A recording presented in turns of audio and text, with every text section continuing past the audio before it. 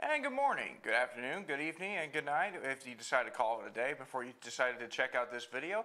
It's time for another edition of the ETB Sportsnet Coaches Show. I'm Kenneth the K-Rock client. Of course, we already know that by now. That's no need to worry. What is a major concern is to have a quick chat with the head men's basketball coach of the ETBU men's basketball team. So, Coach Curran, how are you doing on this fine Tuesday morning? Doing great. Glad to be here. That's good as well. So, well, Coach Curran, it's that time of year again where you managed to make the conference tournament as well. And I'm thinking back to, this being your third year here at ETBU.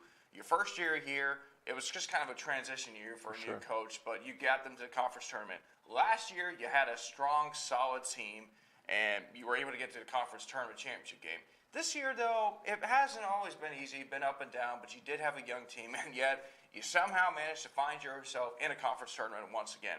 So when you look back at your 3 years here of getting their team to the conference tournament every single time, what stands out to you the most about this team in contrast to the previous two teams? With this team, I think they've had to show just a lot of toughness, a lot of resilience, a lot of adaptability. They've had to step up. Last year things just were kind of smooth and just kind of flowed, and we really didn't have any major issues or struggles or injuries or things like that. Whereas this year, we've had consistent changes to the lineup from injuries and guys being out, guys being hurt, guys being banged up, and guys being sick, and all sorts of different just things come up. And our scripture for this year was trust in the Lord with all your heart, lean not on your own understanding. In all your ways acknowledge him, and he will direct your path. And I think, we came in with a lot of hopes and expectations for the year and a thought in our mind of how things were going to go. And just things out of our control. It didn't go the way that we had thought it would. And it's been an incredible learning experience for all of us. For me as a coach, I think we look completely different now. Even stylistically, offensively, defensively, than what we did at the start of the year. So as a coach, having to adjust just the way that we are playing, having to adjust different guys, different roles, put guys in different spots, add things, take things out. It's been an incredible challenge, and our guys have been incredibly adaptable. They've been incredibly resilient. I think it's been good for them. They all have a kind of my mentality as a coach. I was talking to a couple of them the other day. We're all highly critical. We're highly critical of ourselves. We're highly critical of each other. And so learning as we're adapting, as we're having to adjust, as we're having to learn new things, both as players and coaches, learning how to love each other, learning how to support each other, learning how to encourage each other, learning how to give grace to each other, learning how to give grace to ourselves, learning how to forgive each other. It's been a really incredible year, and it's been a really fun time, and at times have been a really challenging and hard time. But I told the guys yesterday, we're confident going in the tournament. We've had a great 3 games preparation for this tournament, getting to play the top 3 teams in the East. And so we're confident, we're ready to play, and we're thankful. This time of year, there's a lot of teams that aren't playing anymore. And so to be participating in championship week for the 3rd consecutive year, with, I believe, a chance to go in and win the tournament, I'm excited about it. Certainly, Coach. So let's talk briefly about the last 2 games. Obviously, the results not what you wanted, but at this point, you already made the conference tournament, so this was kind of more about getting your guys exposure.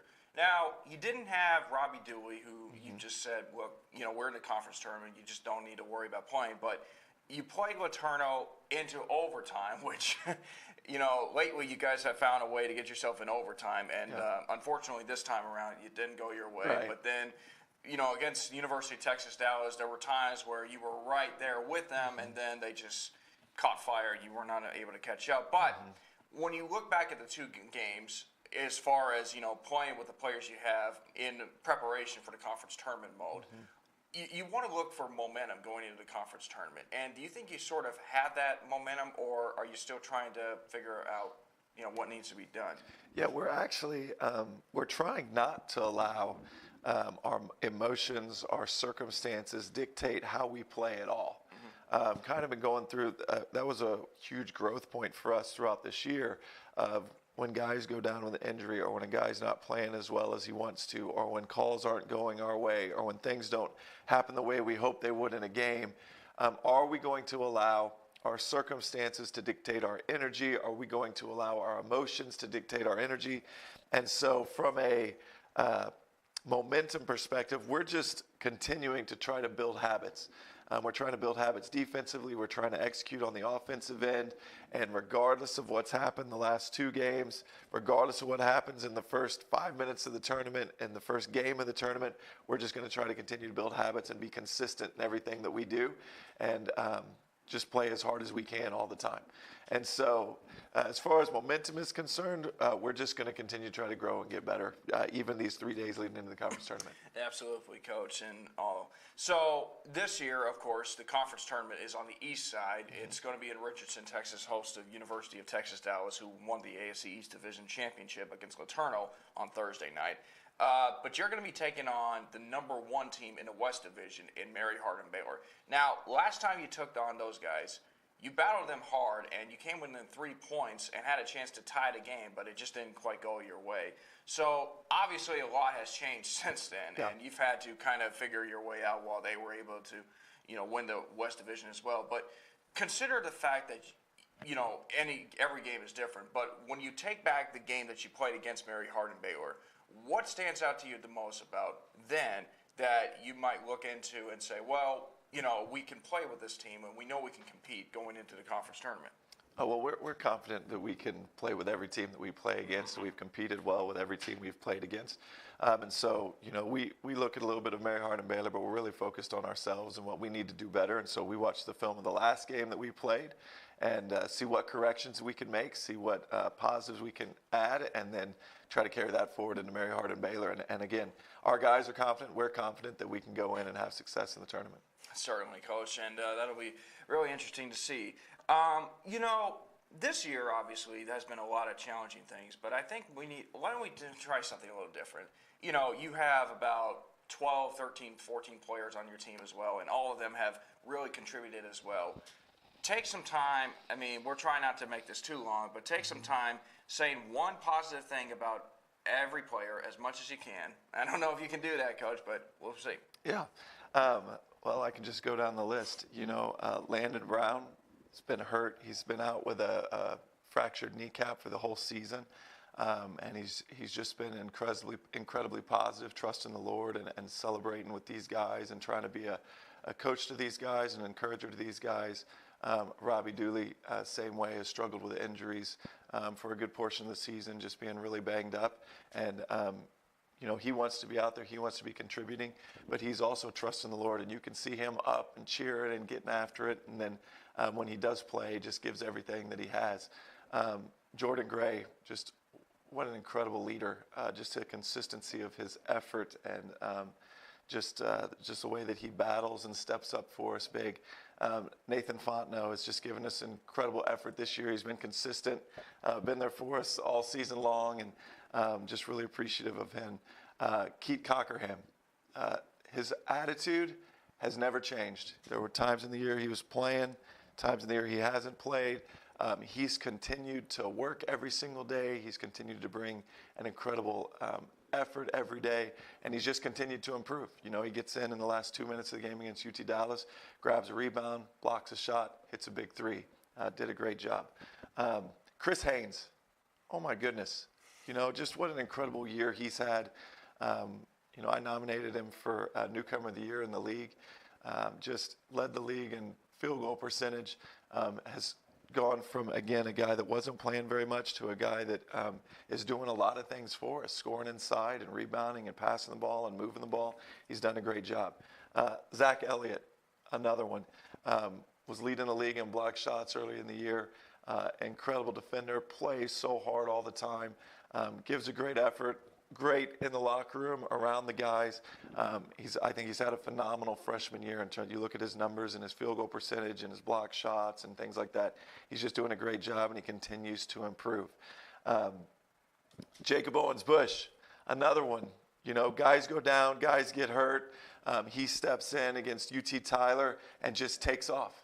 And has really impacted our team in an incredible way. He's done a great job for us on both ends of the floor, taking charges, rebounding, finishing around the basket. Gavin Sabo, another guy that went down this year with an injury, a season-ending injury. And Gavin is an encourager, and he has continued to do that. He's so passionate about the game. He's so passionate about the team, and he gets into it, and he gets fired up, and he's just a great encourager for our guys. Nolan Johnson is another guy that has just stepped into a huge role for us as a backup point guard to Jordan Gray and Robbie Dooley, and was a real scorer for us on our developmental team, and has transitioned his role this year into a distributor and a pass-first point guard, and a guy that's running the offense and attacking and finding open people, and has done an incredible job doing that.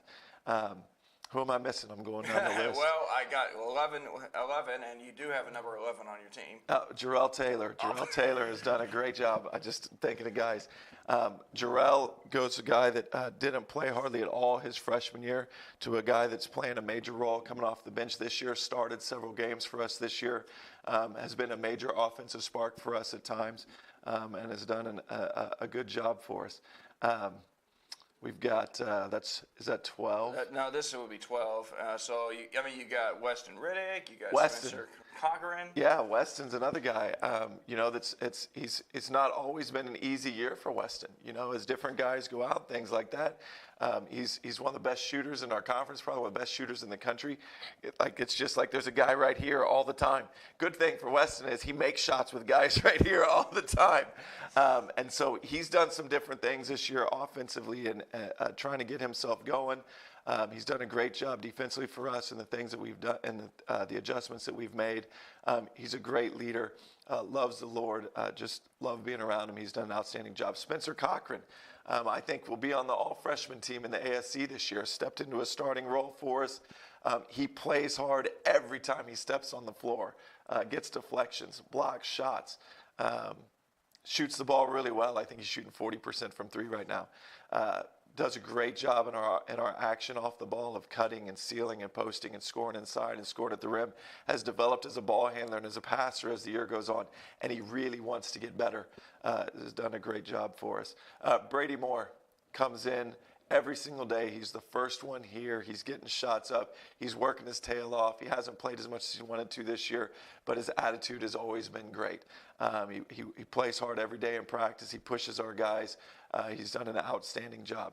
Carson McKnight is another guy that's missed the whole year with season-ending surgery, and has just continued to support the guys and encourage the guys, and is doing his rehab, and we're excited for him to be back next year. The guy shoots the ball just incredibly well, has done a great job.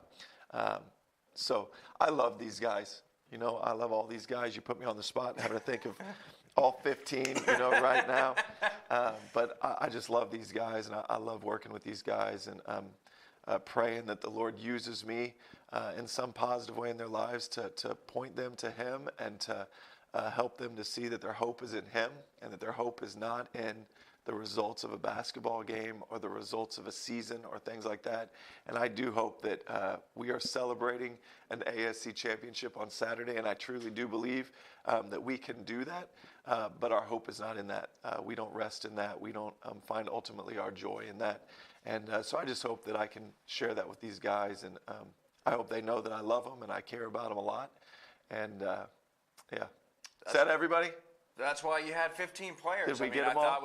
I thought you recognized them. If we forgot somebody, then we apologize. But that doesn't mean you're not that important, because you are to Coach Curran and to the team. All right, Coach Curran. Well, we'll hopefully be talking to you next week as you look to see if you can pick up that chance to compete in a conference tournament championship game again on Saturday, and this time hopefully get it right. So, Coach Curran, thanks once again, and we will see you guys next time on the ETBU Sportsnet Coaches Show.